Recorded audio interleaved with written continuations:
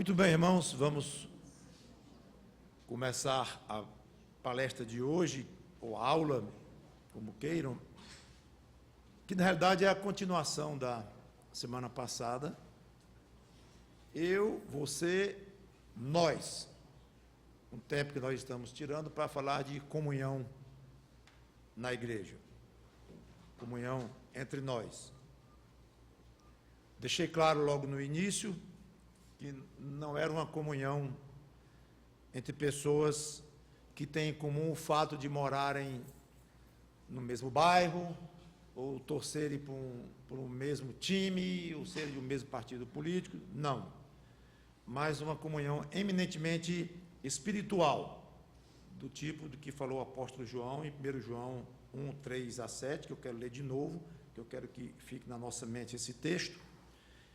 Texto esse que eu vou desenvolver na próxima e última aula, se essa aqui me der condições de encerrar o que eu quero dizer hoje.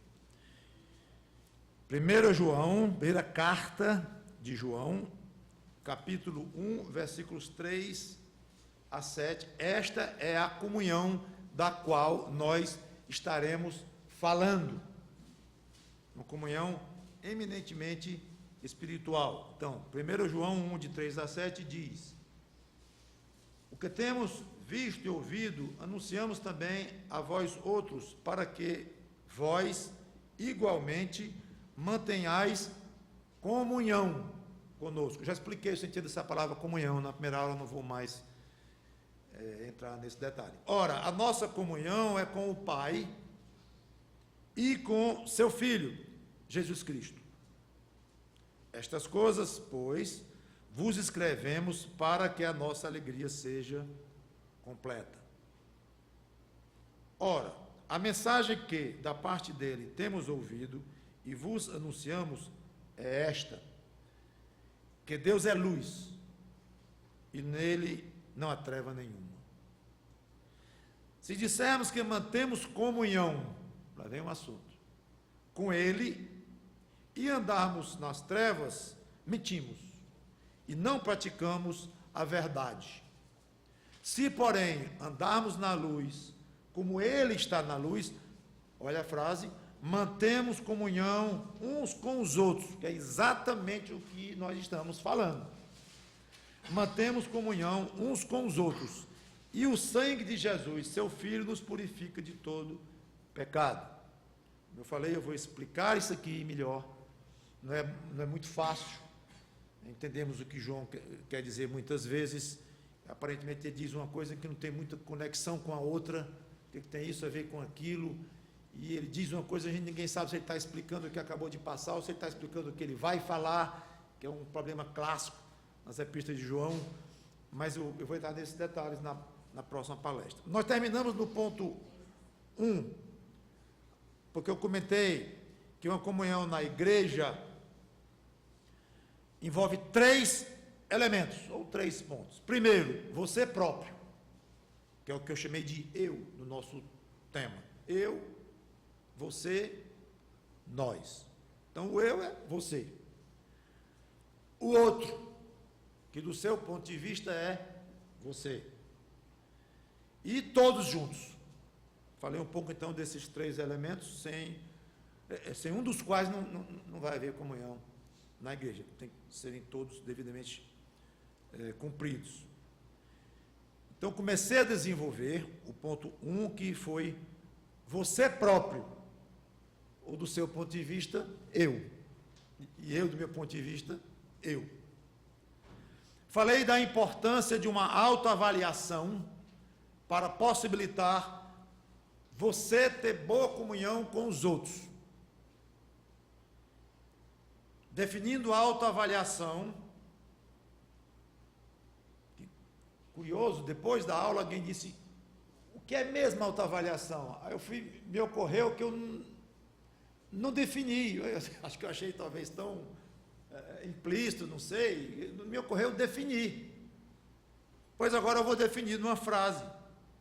O que é uma autoavaliação de um crente? Olhando para dentro de si. Eu diria assim: exame íntimo quanto à postura diante de Deus e do próximo, tendo como referência a palavra de Deus. Foi a maneira mais simples que eu encontrei para definir o que seria uma autoavaliação. Vou repetir. Um exame íntimo, que a pessoa faz de si mesma, quanto à postura diante, primeiro, de Deus. Segundo, diante do próximo. Mas esse exame precisa de um referencial para saber se eu estou me relacionando com Deus de uma maneira correta. Quem é que vai dizer isto? Porque 3 pessoas se autoexaminam. Uma vai dizer assim: eu estou completamente em paz com Deus. E você vê que a vida dela é bastante desregrada e esquisita. Não, mas eu estou em paz com Deus. Minha postura diante de Deus está excelente. Você acha estranho? Você conhece a vida da pessoa. Nem crê em Cristo, supondo. Então, a segunda pessoa vai dizer outra coisa, a terceira vai dizer outra coisa. Tem que ter um referencial, algo para dizer assim, com base nisto, como é que está a sua postura diante de Deus. Agora sim, vamos arranjar um ponto? Vamos, a Bíblia. Muitas vezes uma conversa evangelística fica muito complicado, porque você começa a falar para alguém, o evangelho e tal, porque a Bíblia diz que Jesus Cristo é Deus e tal. Eu disse, não, mas a Bíblia tem muito erro. E aí complicou. Eu disse, não, mas para mim a Bíblia não tem erro nenhum. Para você não tem, para mim tem. Não são muitos não, mas tem alguns. Complicou. Mas quantos? E onde estão esses erros espalhados na Bíblia? Como é isto? Aí faltou o quê? O referencial. Uma base comum de discussão. É quando 2 pessoas estão brigando, não se entendem e vão para a justiça. Porque o juiz vai usar o quê? Pelo menos é o que deve fazer. A lei. Em que todo mundo realmente se para ali. Se a lei diz, então acabou-se. Então é muito importante, voltando para a definição de uma autoavaliação, que você examine a sua postura diante de Deus pela Bíblia. Como é que a Bíblia diz que deve um ser humano se portar diante de Deus? Assim, assim, assim, assim, assim. Eu faço isso? Faço, além muito mais do que um próprio ser humano, no estado natural em que nasceu sem Cristo. Agora eu já estou outra fase, graças a Deus, pela graça da fé, eu me converti, agora sou nova criatura. E aprendi pela Bíblia que os que não têm Cristo são muito, se portam muito mal diante de Deus, mas os que têm Cristo, é outra história, pois eu estou nessa, ótimo. E o que é que a Bíblia diz com relação à postura de um crente, uma nova criatura, diante de Deus? Ela diz isso. E como é que está, então, o seu comportamento diante de Deus? Eu quero evitar a palavra comportamento, eu estou usando postura, porque eu não quero dar ideia de uma coisa de fazer, comportamento, de como é que está você na segunda-feira, na terça-feira, que é importante, mas eu quero partir lá do início, é uma postura íntima, pessoal, sem sair do seu quarto. Como é que está a sua postura lá dentro do seu coração diante de Deus? É importantíssimo. Você pode estar fazendo até uma boa obra visível, todo mundo olhando e aplaudindo, e o seu coração está muito ruim diante de Deus, murmurando, ou amargo, ou não sei como. E uma vez examinada a sua postura diante de Deus, muito bem, ótimo, e diante dos homens, diante do meu próximo, diante dos semelhantes, que também é comum vermos pessoas se comportando de uma maneira bastante reprovável, diante das pessoas ou com as pessoas, e a pessoa diz, não, mas eu e Deus estamos muito bem. E a pessoa fala muito em oração, fala muito em perdão, e fala muito como Deus é bom, como Deus é grande, Deus é fiel, Deus é maravilhoso comigo. Fala coisas lindas de Deus. Ninguém tem como testar se o coração daquela pessoa está coerente com a língua, com o que está dizendo. Eu não sei como, então ela vai dizer o que quer de Deus.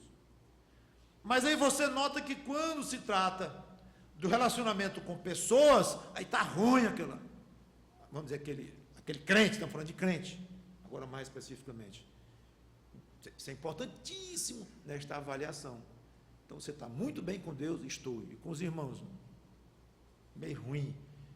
Então, provavelmente você não está tão bem com Deus quanto pensa, porque uma coisa está totalmente ligada com a outra. Ok, então, definir essa questão de autoavaliação, e até coloquei aqui, essa postura inclui, entre outros, vontade de conhecer a palavra de Deus. Agora, entrando um pouquinho mais fundo naquilo, então o que a Bíblia diz sobre a postura de uma nova criatura, de um crente, diante de Deus? Isso aí daria o ano inteiro de palestra, ou de pregação. Mas eu coloquei apenas alguns pontos que eu achei mais básicos. Vontade de conhecer a palavra dele. Então, uma maneira de você examinar a sua postura diante de Deus, talvez comece por aí. Eu tenho tido vontade de conhecer a palavra de Deus, dele, desse Deus que eu estou agora tentando avaliar como é que eu estou diante dele. Essa resposta é muito importante. Muito importante. Porque sem vontade de conhecer melhor a palavra dele, você não vai ser bem-sucedido na disciplina, pelo menos no aspecto inicial. Não sei nem se é no aspecto inicial, eu acho que a gente vai ter que lutar contra uma certa disciplina mesmo a vida toda, para estudar mais e conhecer mais a palavra de Deus. Por que disciplina? Porque nós temos a carne contra nós mesmos, nós temos e a carne implica a preguiça, o comodismo, aí nós temos o tempo cada vez menor, aí nós temos cada vez mais envolvimento com outras coisas da vida, família e tudo mais. Então acaba mesmo, eu acho que vai demandar de cada crente, se ele é forte na fé, se ele é fraco, se ele é novo convertido ou velho convertido, mas ele vai lidar com uma certa disciplina.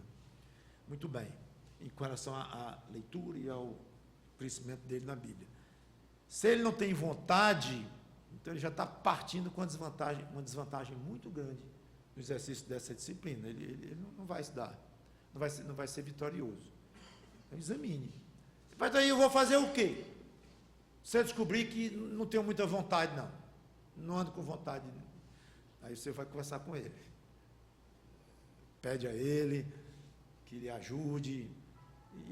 Eu não vou poder dar solução de cada situação aqui, que vai demorar muito tempo, mas examine isto, sua vontade de conhecer a palavra de Deus. Como consequência, o esforço para conhecer a palavra de Deus, que é aquele assunto da disciplina que eu acabei de comentar. Precisa de um esforço, não tem jeito. Precisa de um esforço.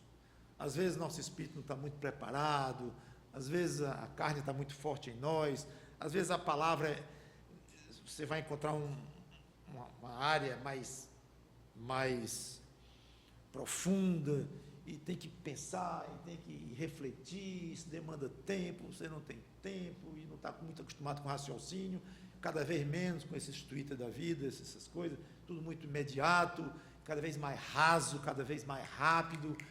Então, se exigir um pouquinho de profundidade sua, para você entender melhor a palavra de Deus, você já empancou ali.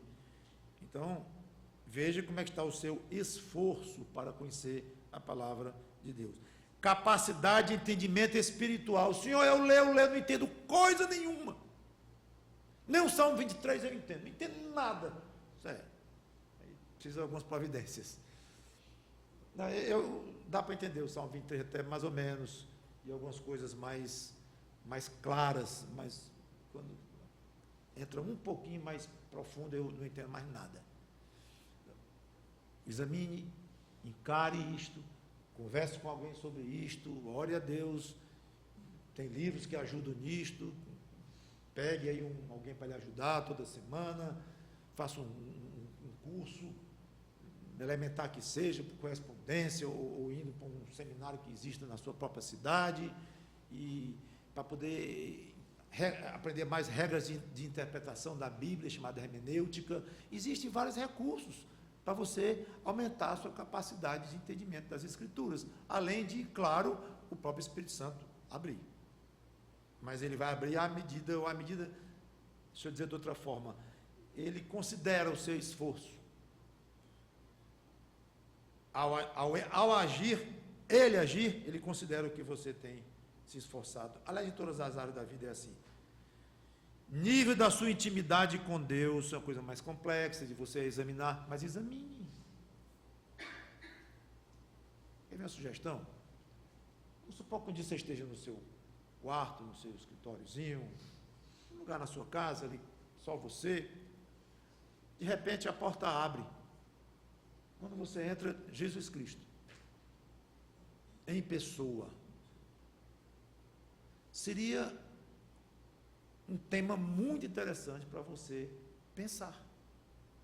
Eu não vou descrever como é que seria aqui, nem vou falar o que eu penso sobre o assunto, mas seria muito interessante. A maneira de você reagir vai mostrar muito da sua intimidade com Ele.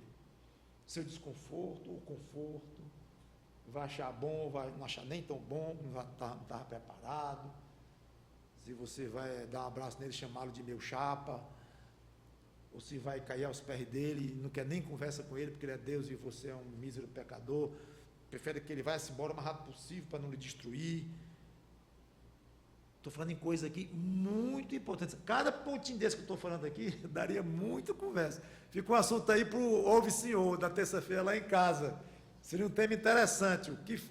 Como é que você reagiria com Jesus Cristo entrando no seu quarto sem avisar? Para lhe fazer uma visita. Dá muito o que falar, o que pensar, isso aí. Então, procura uma maneira, meu irmão, minha irmã, de avaliar a sua intimidade com Deus. Se você é íntimo de Deus, estou falando de intimidade aqui. Capacidade de obedecer a Deus na prática, ou seja, aí vem o padrão de vida cristã, como é que estão as suas ações, as suas reações, o seu viver prático. Você vê que eu falei 1, 2, 3, 4, falei de 4 coisas antes de falar na prática, no padrão. Eu falei na vontade de conhecer a palavra de Deus, no esforço, falei na capacidade de entendimento espiritual, no nível de intimidade com Deus, não falei em ato, não falei em ação. É importantíssima a questão da ação, do ato, sim, mas não é a número 1. E muitas vezes nós colocamos como número 1, como a mais importante. E não é. É daí que vem o perigo do legalismo. Quando você se autoavalia em função de, meu dízimo está ok. Não comece com dízimo, não. É importante saber como é que está o seu dízimo, importantíssimo. Mas não comece com ele, não. Eu tenho me comportado de uma maneira correta entre as pessoas, honesta. Eu tenho sido uma pessoa honesta lá no meu trabalho. Ótimo você ter sido uma pessoa honesta. Mas não comece com isso, não. Sabe por quê? Você vai acabar como o fariseu lá, que nós falamos na primeira aula. Eu sou honesto, eu faço isso, eu não roubo, eu faço aquilo. Beleza! A minha autoavaliação espiritual foi um show. Aliás, demorou uns 5 minutos, já estou aqui no ponto de fazer outra coisa, e tirei eu não vou dizer que vou tirar um 10, porque afinal de contas eu não sou uma pessoa orgulhosa, nem uma pessoa vaidosa. 10 eu não vou dizer que eu tirei, mas um 9,5. Fariseuzão lá, tirou foi um 0, redondo, da parte de Cristo, porque foi olhar o que é que ele fazia ou deixava de fazer, que eu já disse, inclusive, não é errado, mas não é errado avaliar o comportamento cristão, seu comportamento cristão, não é errado, é importantíssimo, repito, questão do testemunho, mas não é o inicial, o mais importante, é lá atrás. Você veja o espiritual, veja as coisas íntimas, e muitas vezes o crente foge disto. Foge disto. É mais fácil, meu irmão, dar o dízimo em dia, do que dizer assim, eu vou aprender, pelo menos tecnicamente, a interpretar melhor a Bíblia. Vou dedicar 1 hora por semana, 2 horas por semana, vou fazer um curso, vou estudar, eu vou aprender. Eu estou falando tecnicamente, olhem bem. Regra de interpretação da Bíblia. Eu vou somar isto com muita oração ao meu Deus, para que o Espírito Santo me dê o privilégio de abrir a minha mente para, com essa abertura espiritual, eu vou somar agora com a minha capacidade técnica de aprender a interpretar a Bíblia, eu vou somar um com o outro e vou crescer muito no entendimento das Escrituras. É assim que funciona. Eu vou ler mais livros que falam mais de comunhão com Deus. Livros difíceis, livros fáceis, não importa. Livros bons, claro. Mas eu vou mais fundo nisto. Eu vou olhar para dentro de mim e ver como é que eu me porto diante de Deus, os meus sentimentos com relação a Ele, os meus desejos com relação a Deus. Eu desejo conhecer melhor as Escrituras.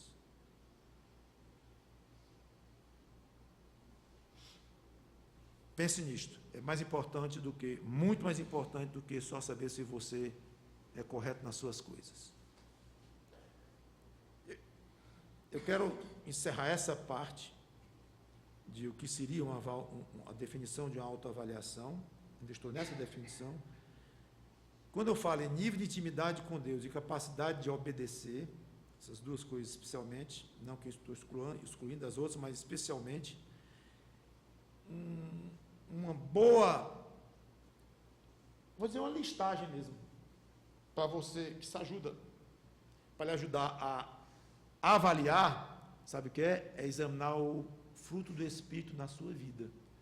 É uma medida excelente. Gálatas 5, 22 a 23.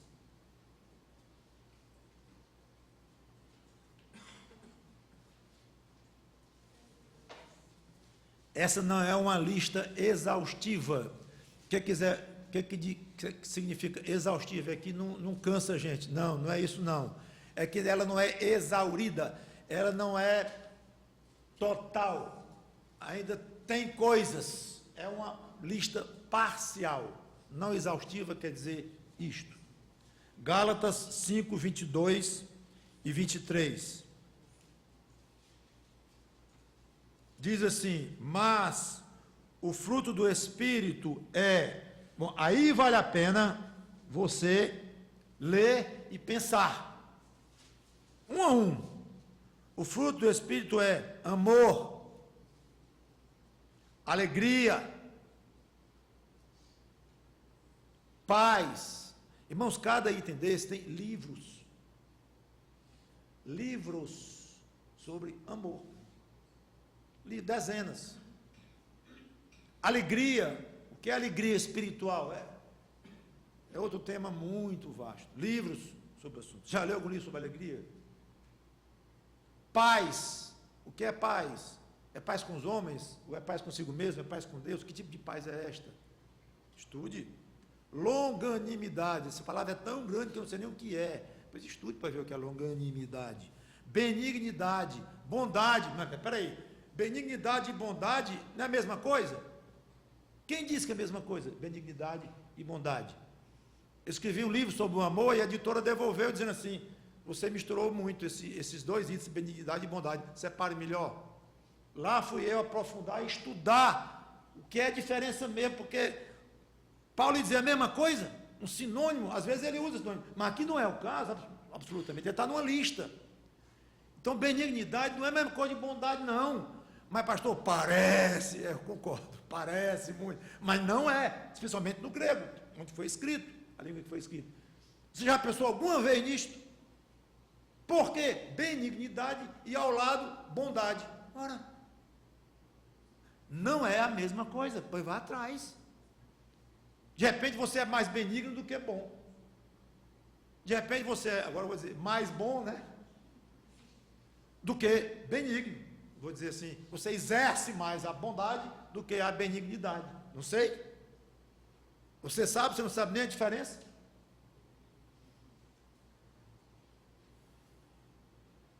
Irmãozinhos, não é fácil não. Uma vida espiritual mais rica precisa de um aprofundamento nestas coisas. Cabeça, tempo, vontade, é uma soma de tudo isto. Não é vir para os cultos, não é vir para as programações da igreja. Eu conversei com o pastor Vadson. Nossa igreja está com muita programação, isso é ótimo. Desde que nós não confundamos programação como um fim em si mesmo. Programação não é um fim em si mesmo. Programação é um meio para alcançarmos algo muito mais profundo do que nós vamos fazer na tal programação. Se é tomar banho de mar, ou se é um piquenique disso, ou se é uma coisa daquilo, ótimo, mas aquilo não é o objetivo último. Tomar o tal do banho de mar. Ou estar numa reunião social de alguma coisa, e nem mesmo ouvir uma palestra bíblica na programação. Não, eu vou lá para a programação para ouvir uma palestra bíblica. Isso não é o fim, não, é o meio. Por que você vai para ouvir a palestra bíblica? Porque acha bonito o pastor falando? Não, porque é melhor do que ouvir coisa ruim, né, pastor? Está fraco. A motivação é esta? Está fraco. Então, o que está lá por trás do motivo pelo qual você quer ouvir uma palestra, uma pregação bíblica?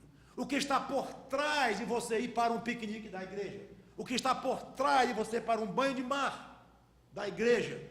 Por trás, não é em si, as coisas em si, que são gostosas, claro. Então, programação em igreja é excelente, desde que nós nunca percamos de vista este aspecto de crescimento espiritual. Eu sei que é o que nós temos, o que nós pensamos, é o que nós gostaríamos que fosse a liderança e tudo, mas é fácil a gente se esquecer disso, e até mesmo deixar de estar falando isso para vocês, avisando para vocês, olha lá qual é o ganho que você vai ter espiritual. Então, isso é muito importante. Alegria, paz, longanimidade, benignidade, bondade, fidelidade, a quem? O fruto do Espírito é fidelidade, a quem? Não, é minha esposa, eu sou casado com ela, sou fiel a ela, ponto.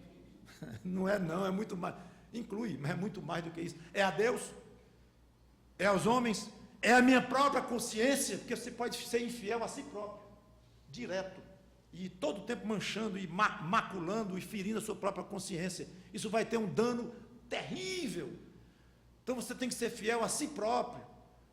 Mas é isso que está falando? Examine. Fidelidade, mansidão. O que é mansidão? É que eu nunca brigo com ninguém, sou tão calmo, sou manso. Será que é isso a mansidão da Bíblia? Domínio próprio. Então, é uma sugestão, gente, para você se autoavaliar melhor. Muito bem.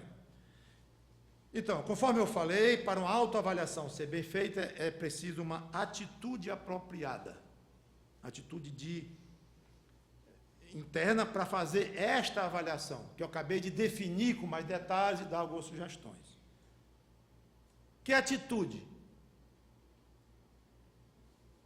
Primeiro, humildade. Filipenses 2 e 3. Agora você vai partir para uma autoavaliação. Você está em casa, sozinho, conseguiu tirar 3 minutos do seu tempo, talvez 2 antes do seu celular, ou do seu Facebook, ou do seu Twitter, tocar. Está ouvindo uma pregação, e de acordo com uma pesquisa recente, o cidadão médio, pelo menos nos Estados Unidos, o cidadão médio ele é interrompido a cada 3 minutos. De todo o tempo que ele passa acordado, ele é interrompido a cada 3 minutos.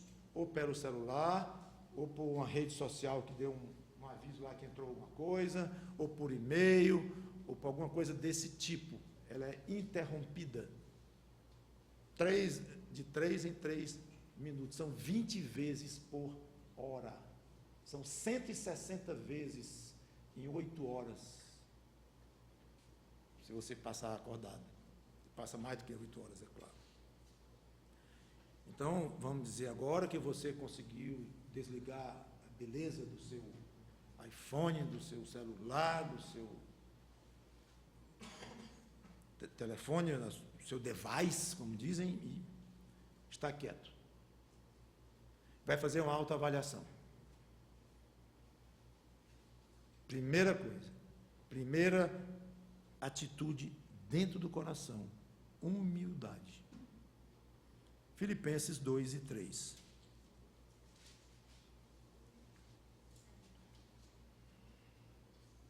Diz assim: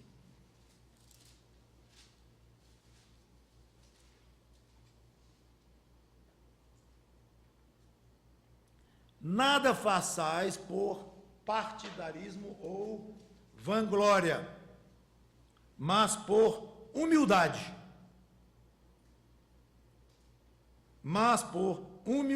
Considerando cada um os outros superiores a si mesmo.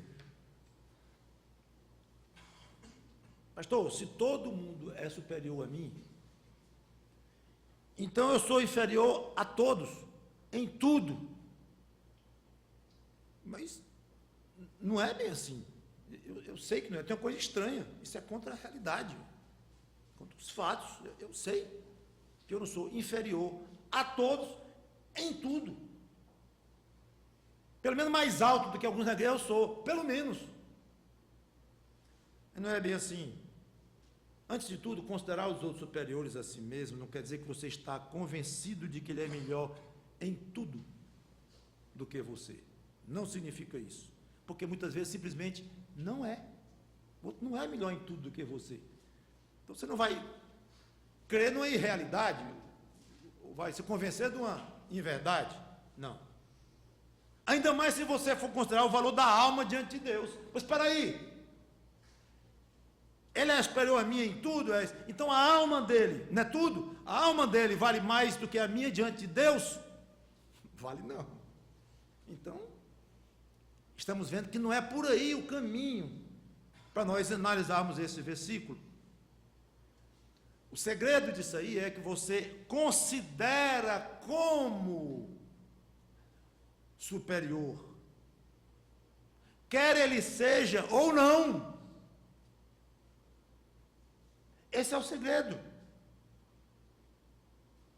E Paulo foi muito franco, está aqui o verbo. Considerando os outros. Você trata como se fosse a sua atitude lá dentro do seu coração, para você interagir com aquele irmão, lá no fundo do seu coração, você considera como se fosse. Você não vai atrás dos fatos. Neste contexto, claro. Você não vai dizer, peraí. A inteligência dele é maior do que a minha, vamos fazer um teste de QI aqui. A cultura dele, eu fiz até tal, eu tenho PhD, ele só tem mestrado. Não interessa se ele é conhecido como alguém que tem dificuldade de perdoar e você tem facilidade de perdoar, então você é muito melhor do que ele nisto. E ele diz abertamente, abrindo o coração, ele diz: eu não consigo perdoar direito, gente, me ajudem, ore a Deus para me dar um coração mais perdoador. Você ouve ele dizendo isso e você perdoa com facilidade, graças a Deus, e vai achar que ele é melhor do que você em perdoar. Não é. Pois bem, mas é como se fosse. Para o trato, no trato um com o outro, na sua capacidade de receber agressão da parte dele, uma grosseria, uma indelicadeza, uma injustiça, e a maneira de você tratá-lo, se você é superior nele em alguma coisa, isso não vai ter nada a ver com a maneira de você considerá-lo, tratá-lo, porque você é mais inteligente, ou é mais rico, ou é mais culto, ou é mais bonito, ou é mais perdoador, ou isso. A tendência humana na nossa carne é dar uma esmagadinha no outro, ou esmagadona, né? E às vezes lembrar, você está sabendo com quem está falando? O ser humano adora isto. Nós gostamos disso, nossa carne gosta disso. E se nós não dizemos claramente, dizendo na cara do outro, a gente solta, né? Umas indiretas. Está dizendo isso para mim. Para mim. Está falando da Bíblia? Para mim. Ah, seu pastor. Ah, seu pregador. Aí vai ironizando. No caso do pastor dizendo isso é péssimo. Só que a quantidade de vezes que um pastor recebe lições de Bíblia de irmãos que se converteram há 2 dias é enorme. E alguns que você ainda está na dúvida se ele se converteu mesmo. Você não consegue se convencer. Porque aquela pessoa é crente. Pela compreensão, pelas atitudes, por tudo. Aí a pessoa pede uma conversa no gabinete, aí começa a lhe dar lição de Bíblia. Ô, gente, a vontade é muito grande de esquecer o que Paulo diz. Só que aí, rapidamente, a gente vai para o outro lado e vai querer esmagar. Ora se vai. Querer humilhar o outro. Porque nós não somos confiáveis. Nossa carne é muito traiçoeira. Então, Paulo, ou o Espírito Santo, através de Paulo, já diz logo a solução divina para evitar esse tipo de problema. Esqueça de fazer uma comparação entre você e o outro, seja de que nível for, de beleza, de dinheiro, disso, daquilo, de cultura, não interessa. São 2 crentes, nivelados por baixo, 2 crentes pecadores, miseráveis pecadores. Alguém quer negar este fato? Ah, ninguém nega, ótimo, então você reconhece que é um miserável pecador. Reconhecemos, eu também, claro, diante de Deus. Que tivemos a graça de sermos perdoados por Cristo, a graça, o favor, a misericórdia de um perdão gratuito. É aí que nós vamos nos nivelar. Agora sim, vamos conversar. Então, considerai o outro como igual, nivelado. Não, ainda vai mais fundo ainda, superior.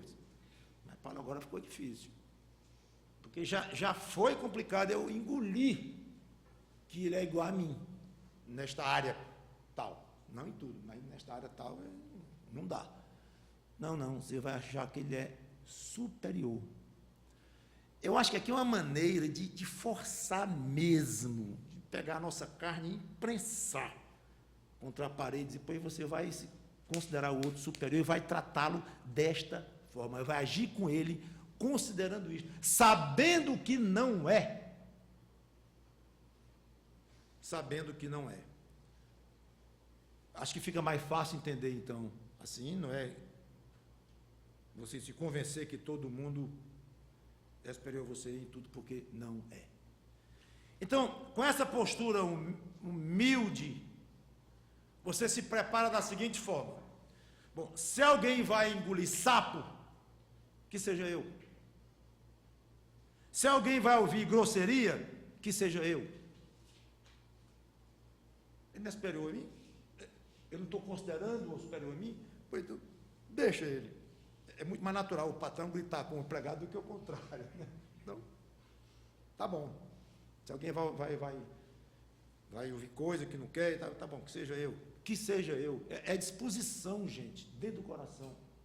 Se alguém vai servir dos dois, que seja eu. Se alguém vai ceder na discussão, enganchou. Claro, não sendo questão de princípios, questão de doutrina e tudo isso. Mas comportamentos e, às vezes, tanta coisa tão pequena que surge entre 2 pessoas. Se alguém vai ter que abrir mão, ceder, que seja eu. Se alguém vai ter que perdoar primeiro, que seja eu. Essa é uma atitude de humildade. Tudo como se o outro fosse superior mesmo, não sendo. Agora, o humilde, ele termina tão consciente e envergonhado pelos próprios defeitos e pecados, que ele não tem a menor dificuldade em considerar os outros superiores.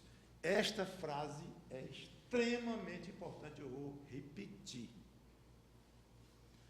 A pessoa humilde ou exercitada verdadeiramente na humildade, o crente, verdadeiramente humilde, é tão consciente e envergonhado pelos próprios defeitos e pecados que não tem a menor dificuldade em achar os outros superiores.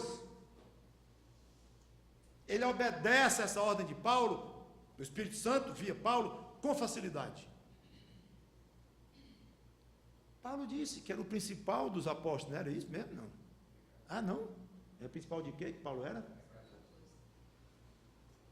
Ora, se ele se achava o principal dos pecadores, qualquer um que viesse falar com ele, era menos pecador do que ele. Ele considerava, só como era teólogo, ele sabe que o outro é tão pecador quanto ele, aos olhos de Deus, em princípio pelo menos.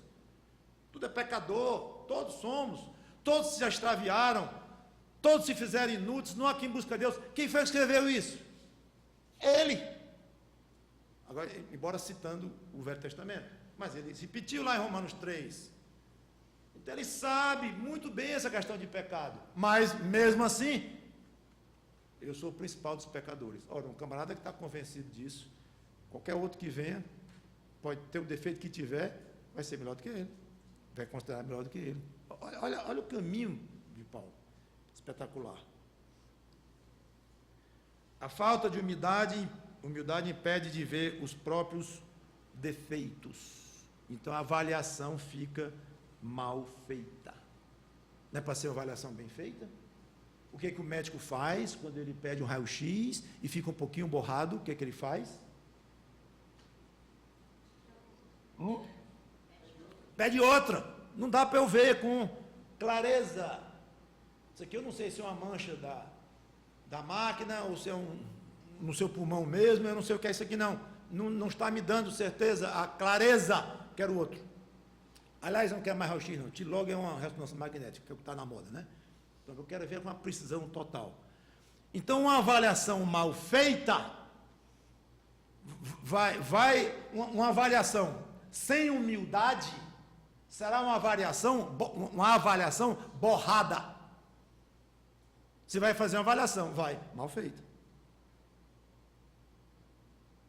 Fariseu fez uma autoavaliação muito mal feita, de coisas corretas, como já disse, mas mal feita. A prioridade das coisas, a ordem de importância e tudo, muito mal feita. E você não vai querer fazer uma autoavaliação mal feita de você mesmo, você vai se enganar. Romanos 12, 3.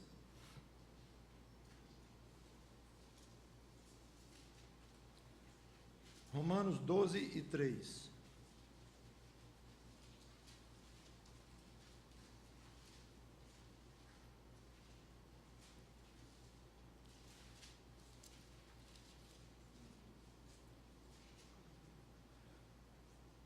Porque pela graça que me foi dada, Paulo de novo, digo a cada um entre vós que não pense de si mesmo além do que convém.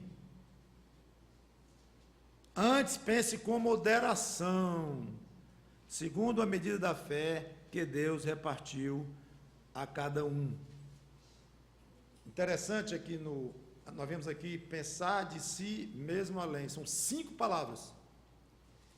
5. Pensar de si mesmo além. No grego é uma só.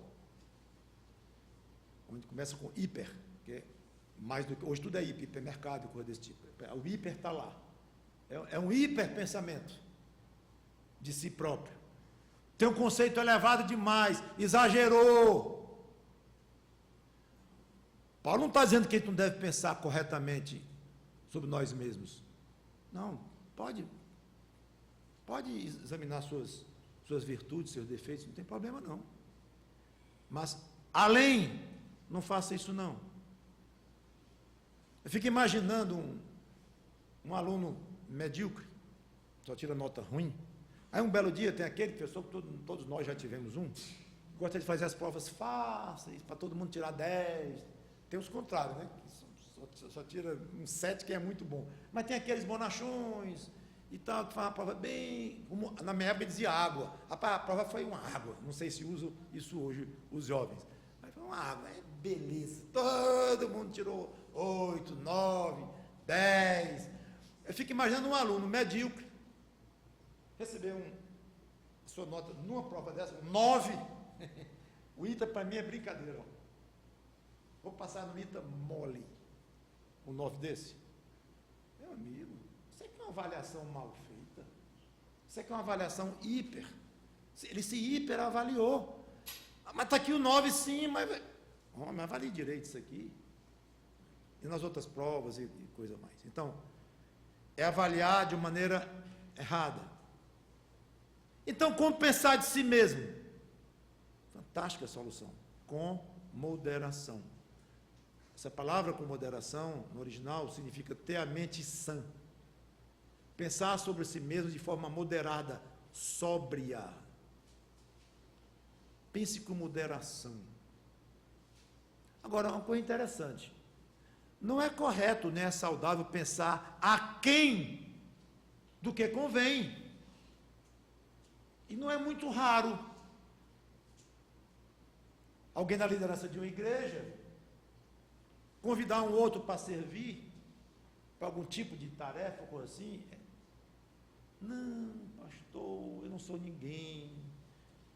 Eu sou um verme. Não, minha irmã, não diga isso não, o irmão. Pastor, perto de mim, uma partícula de pó é uma montanha. Você tem ideia do meu tamanho. Não para de dizer tolice. Não faça isso não. Não, estou sendo humilde. Não, está não. Humildade não é isso não. Você não está nem obedecendo as Escrituras. Não, mas não é para pensar além de sim, além não é não, mas nem a quem. Está aqui a solução, pense com moderação, com sobriedade. O que é sobriedade? É alguém que está na posse das suas faculdades mentais, de maneira ideal. A pessoa quando bebe, rapidamente perde a sobriedade, que começa a ter a mente embolada, raciocínio, até a parte física, o andar, a visão, mas especialmente a mente, capacidade de raciocinar, de julgar, de decidir, fica toda atrapalhada. Então, o sóbrio é aquele que ele examina com serenidade e de uma maneira aguda e correta, serena e bem feita. O humilde sabe os seus defeitos e as suas virtudes. Paulo falou de virtudes dele. Paulo falou de virtudes dele. Uma vez ele disse assim, eu estou quase como um louco aqui falando, mas vocês me obrigaram a fazer isso, vai em 2 Coríntios, vocês me obrigaram, eu vou ter que me defender aqui e falar algumas coisas dele. Com moderação, com propriedade. Não há além, não é alguém. Então, ele sabe de uma maneira isolada, ele sabe os seus defeitos e as suas virtudes. Mas quando ele se compara com o outro, prefere se colocar abaixo. Se considera inferior. Então, primeiro, humildade. Sem uma humildade muito correta, real no seu coração, sua avaliação vai ser mal feita. Segundo, sobriedade. Falei um pouquinho dela já, mas agora eu vou falar um pouquinho mais.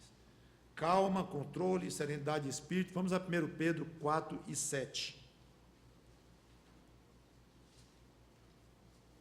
1 Pedro 4 e 7.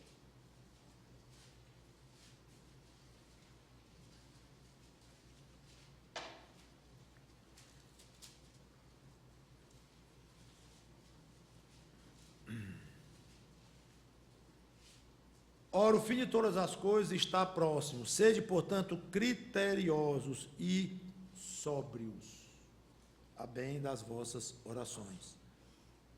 A palavra aqui, traduzida como criterioso, é exatamente a mesma palavra traduzida como moderado, ou com moderação, lá de Romanos 12, 13, que eu acabei de ler. Mesma palavra. Às vezes, quem sou eu para criticar os altamente eruditos tradutores da Bíblia? Mas, às vezes, eu pessoalmente gostaria que eles usassem menos palavras no português para traduzir a mesma palavra no grego. Às vezes é importante, mas às vezes eu acho que confunde. Então, usa a mesma palavra para facilitar a pessoa a entender as Escrituras. Então, lá tem com moderação e aqui tem criterioso. Se for um dicionário, vai ter muita coisa em comum, mas não vai ser tudo, não. As palavras, as ideias são um pouquinho diferentes, de moderado e criterioso. Não é igual. Aí você vai para o grego, é a mesma palavra, mas a mesma, sem tirar, nem pôr, igual. Ora, então teria sido melhor repetir ou uma ou a outra, não sei qual. Mas eu não sou tradutor, não conheço as angústias de um tradutor, que devem ser enormes na hora de você escolher a palavra que vai colocar. eu não estou aqui gratuitamente criticando, mas é bom pelo menos ter em mente que muitas vezes você ir muito fundo no português pode ser uma armadilhazinha, se você quer entender com mais profundidade as Escrituras. Ok. Não é sábio pedir para um atleta, por exemplo, se avaliar. O camarada tirou primeiro lugar, medalha de ouro. Acabou de subir no pódio, recebeu a bruta medalha dele no peito, adrenalina lá em cima, alegre, se sentindo o super-homem. Aí chega o repórter e diz assim: amigo, faça aqui uma avaliação de toda a sua carreira como atleta. Não vai sair uma avaliação sóbria. Não está no momento. Ele está eufórico, feliz, se sentindo no máximo. Ele não está sóbrio. Não é que ele bebeu. Está vendo a adrenalina ser mais forte do que a bebida na hora dessa. Ele fica muito excitado. Aí o mesmo repórter chega para o último lugar, coitadinho, num canto lá chorando. Último lugar. Aí diz: meu amigo, faça aqui uma avaliação de toda a sua carreira de atleta. Não vai sair uma avaliação sóbria. Está deprimido, triste, treinou não sei quantos anos, por algum motivo circunstancial, sei lá o que aconteceu, o homem tirou o último lugar lá, e vai fazer uma avaliação de toda a carreira dele naquele momento. Não é sábio, porque não vai sair sobriedade de nenhum do eufóricozão e nem do deprimido lá. Espera um mês. Pronto, espera um mês. Aí você conversa com um e conversa com o outro.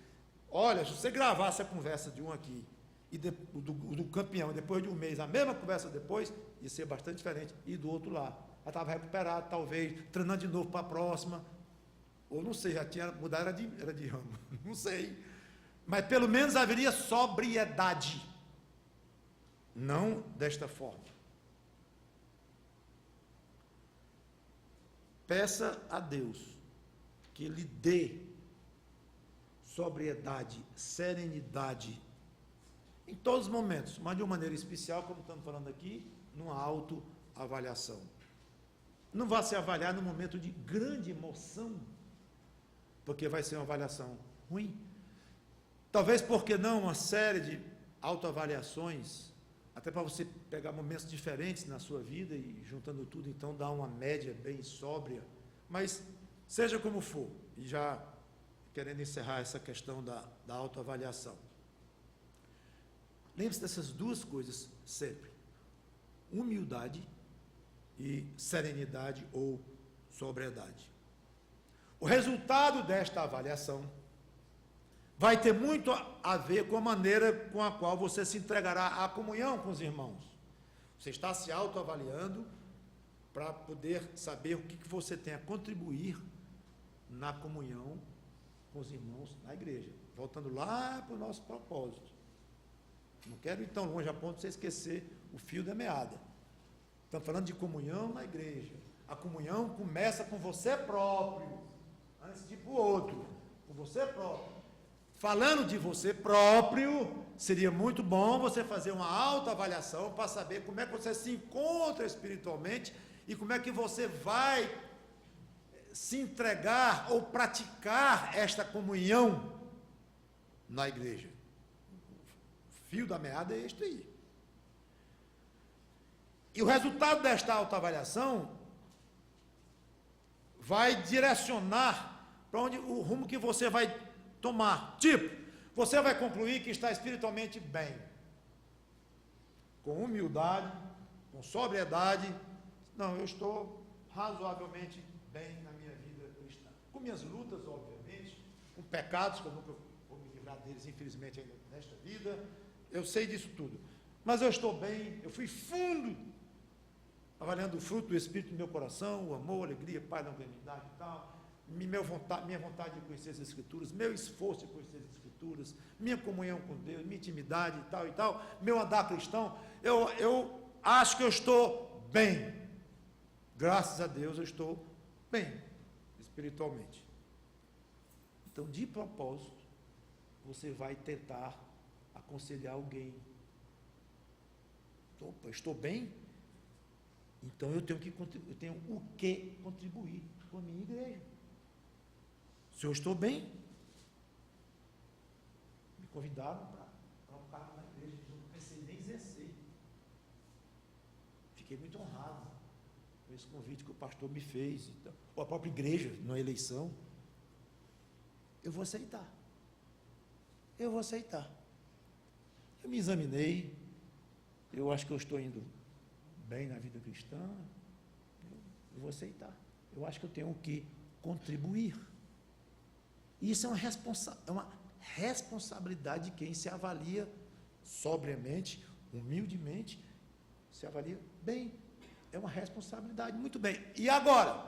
Você está bem? Estou, graças a Deus. Ótimo, legal. E agora? O que é que você vai dar para a sua igreja, contribuir para a sua igreja? Como é que você vai enriquecer a sua igreja com essa sua situação espiritual saudável? Já pensou nisso? Vai ter uma programação até boa daí, mas não vou não. Estou cansado. Mas sua presença lá vai fazer talvez alguém chegar para você e contar que está angustiado, ou vai animar outra pessoa de alguma outra forma. Vai surgindo uma briga entre jovens no meio de uma quadra de futebol, e você está lá e, gente, um minutinho, você não está bem espiritualmente? Ajude. Não vai ficar em casa porque quer. Ajude, colabore, para que a igreja também vá crescendo espiritualmente. Aí você conclui o contrário, você está mal. Eu não estou bem espiritualmente. Tentei ser humilde, tentei ser sóbrio na minha... Não estou bem, não. É uma outra direção. Antes de tudo, você vai evitar influenciar muito. Porque você não está bem, está sem condições. Claro, vai depender muito do grau de que não está bem, em que área você não está bem. Estou tratando aqui de uma maneira bem geral. Mas você vai procurar mais se aconselhar do que dar conselho, você vai procurar mais receber conselho. Tem tempo para todo propósito debaixo do sol. Tem tempo para você aconselhar, tem tempo para você ser aconselhado. Se um conselheiro acha que ele é conselheiro do dia 1º de janeiro a 31 de dezembro, peça um conselheiro. Que vai ter algum dia no ano aí que ele vai dizer assim: eu estou precisando tremendamente de um conselho. Eu não estou em condições de aconselhar ninguém hoje, não. Talvez não corra bem assim, elementar. Coisa mais profunda, não estou em condições, não.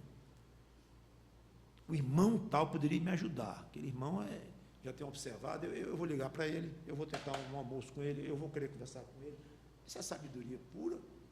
Eu não estou bem, eu preciso de ajuda. Claro, a primeira pessoa, pessoas que vêm, é o pastor, os pastores da igreja, muito justo, correto, procure ajuda. Mas além deles, outros irmãos na igreja. E me convidaram para aquele cargo e tal. Eu disse: não vou aceitar. Fiquei muito honrado. Nunca pensei um dia ser convidado para aquele cargo. Não vou aceitar. Eu não estou em condições. Eu não vou beneficiar a minha igreja da maneira como eu estou. Eu vou beneficiar a minha igreja melhorando. Melhorando. Isso é uma fase. Eu vou tomar providências. Agora, que tome, né? Mas eu vou tomar providências para poder estar numa posição em que eu possa ajudar os outros. Quem está com a mão suja, não coça os olhos. Então, se você não está em condições de comungar muito com os irmãos, no sentido de falar, de contribuir, de influenciar, de ensinar, se recolha mais, com discrição e tudo, mas se recolha mais. Você é um membro que está com uma certa enfermidade no corpo. Quando o membro sofre, todos sofrem. Então, você está com um dedo inflamado e se piorar, você vai ficar com febre. Então, todo o seu organismo está com febre, por causa de um dedo.